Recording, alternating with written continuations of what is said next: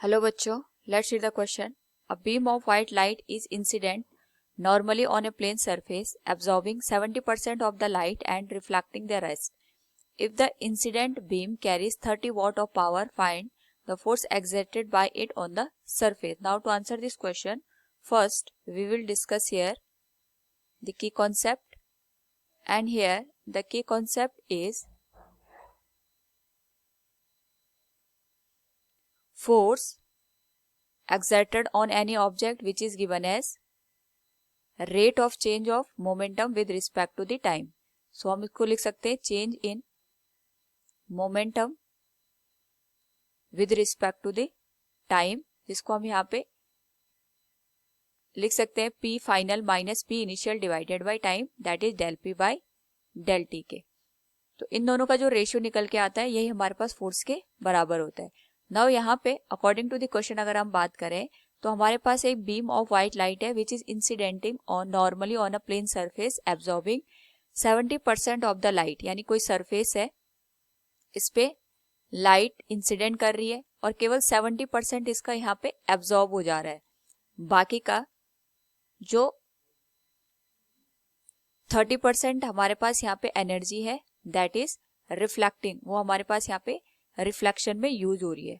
तो यहाँ पे हमारे पास दो केसेस बनेंगे, एक तो रिफ्लेक्शन से पहले और दूसरा रिफ्लेक्शन के बाद. तो रिफ्लेक्शन से पहले अगर हम देखें यहाँ पे जहाँ पे एब्जॉर्प्शन की कंडीशन हो रही है उस केस में जो फाइनल मोमेंटम आएगा that will be equal to 0, और जो इनिशियल मोमेंटम आएगा इसको हम यहाँ पे P से इंडिकेट कर देंगे. It can be written as PI equals P और फाइनल मोमेंटम 0 हो जाएगा. So we can say in process of absorption, change in momentum. अगर हम यहाँ पे मोमेंटम के चेंज की बात करेंगे इसको हम यहाँ पे डेल पी से इंडिकेट कर सकते हैं. नाउ यहाँ पे अगर हम मोमेंटम को देखें, मोमेंटम को वेवलेंथ के टर्म में we can write it can be written as P equals H divided by lambda के बराबर.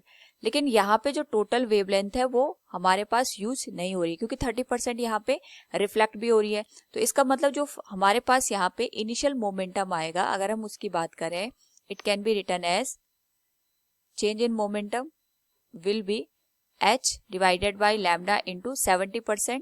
तो 70% का मतलब हो गया यहाँ पे 0.7 of the H divided by lambda के. तो इनिशियली जब हमारे पास एब्जॉर्प्शन हो रहा है तो जो हमारे पास मोमेंटम का चेंज है that is 0.7 into H divided by lambda के बराबर. इसको हम इक्वेशन नंबर फर्स्ट लिख सकते हैं.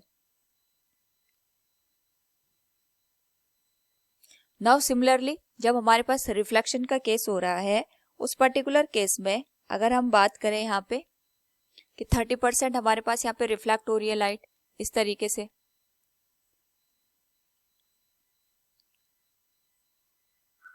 नाउ यहाँ पे अगर हम रिफ्लेक्शन की बात करें तो हमारे पास जो टोटल एनर्जी है उसका 30% रिफ्लेक्ट हो रहा है.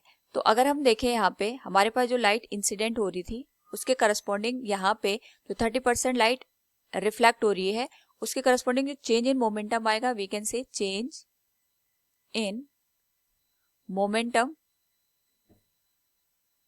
कैन बी रिटन एज जो टोटल हमारे पास वेवलेंथ थी H बाई लैम्डा उसका केवल हम यहाँ पे 30% यूज कर रहे हैं that will be written as 0.3 into H divided by lambda के.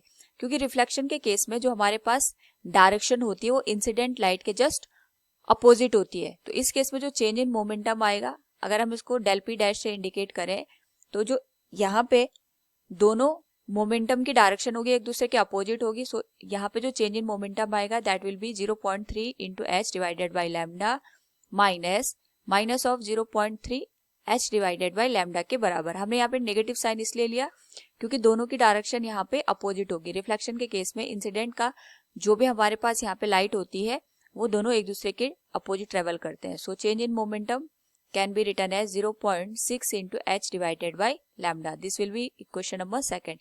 Now यहाँ पे टोटल जो मोमेंटम की वैल्यू होगी we can say it will be given as del P plus del P dash.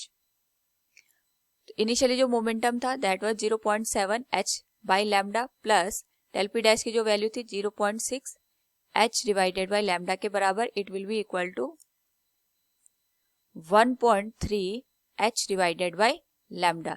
इतना हमारे पास यहाँ पे टोटल मोमेंटम का चेंज आएगा। नाउ वी नो दैट जो मोमेंटम का चेंज होता है इसी के करस्पॉन्डिंग हम फोर्स की कैलकुलेट कर सकते हैं, क्योंकि पर्टिकुलर टाइम टी पे हमारे पास जो फोर्स लग रहा होगा on the plane surface, it will be change in momentum divided by time के। यहाँ पे जो मोमेंटम की वैल्यू है इट इज 1.3 लैम्डा,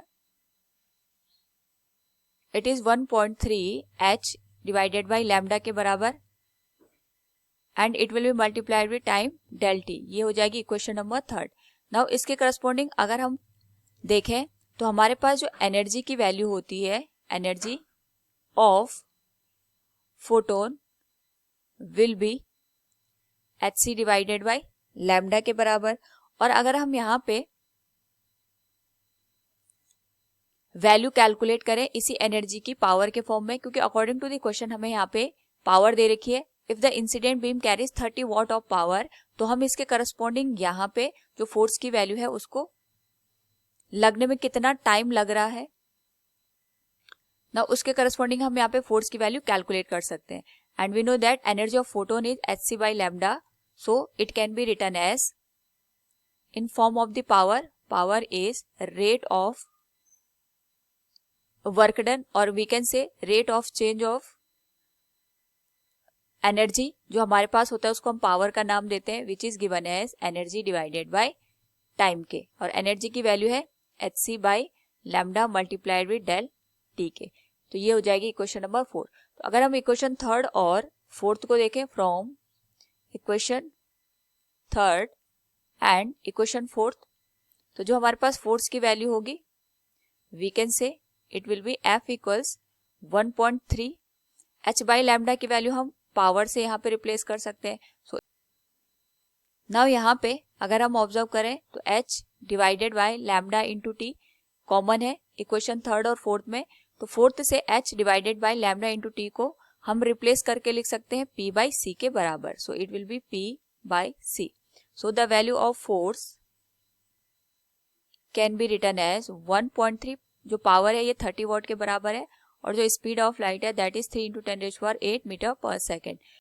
नाउ यहाँ पे अगर हम इस होल वैल्यू को सॉल्व करें, we can say the value of force exerted on the surface can be given as force F equals 13 ×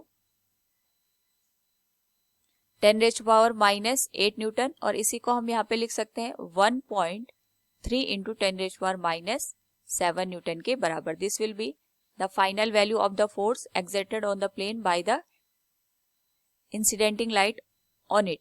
तो अकॉर्डिंग टू द क्वेश्चन अगर हम बात करें यहाँ पे, we can say find the force exerted by it on the surface will be 1.3 × 10⁻⁷ Newton. Option B will be the correct one. Hope all you understood it. Thank you and best of luck.